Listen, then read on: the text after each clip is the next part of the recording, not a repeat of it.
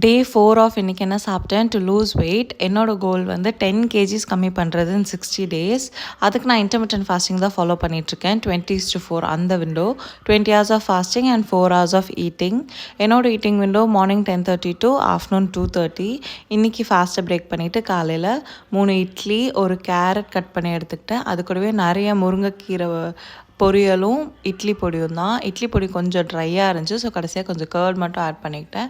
And around 12 o'clock வந்து chia seeds with lemon water குடித்தேன். And இன்றைக்கி எனக்கு office day, so lunch pack பண்ணி தான் எடுத்துகிட்டு போனேன். மஷ்ரூம் சுக்கா வித் சப்பாத்தி 3 சப்பாத்தி சாப்பிட்டேன். அதுக்கப்புறம் மோர் ஒரு கிளாஸ் குடித்தேன். அரௌண்ட் 2 o'clock என்னோடய லன்ச் கம்ப்ளீட் பண்ணிட்டேன். நிறைய பேர் வந்து கான்ஸ்டிபேஷன் ப்ராப்ளம்க்கு என்ன பண்ணலாம் அப்படின்ற மாதிரி கமெண்ட்ஸ்லேயும் கேட்டிருந்தீங்க, டிஎம்மும் பண்ணியிருந்தீங்க. ஆனால் எனக்கு அது தெரியல. ஸோ இன்னொருத்தங்களே வந்து சியா சீட்ஸ் வாட்டர் குடித்தா அது வந்து எஃபெக்டிவாக இருக்கும்ன்ற மாதிரி சொல்லியிருந்தாங்க.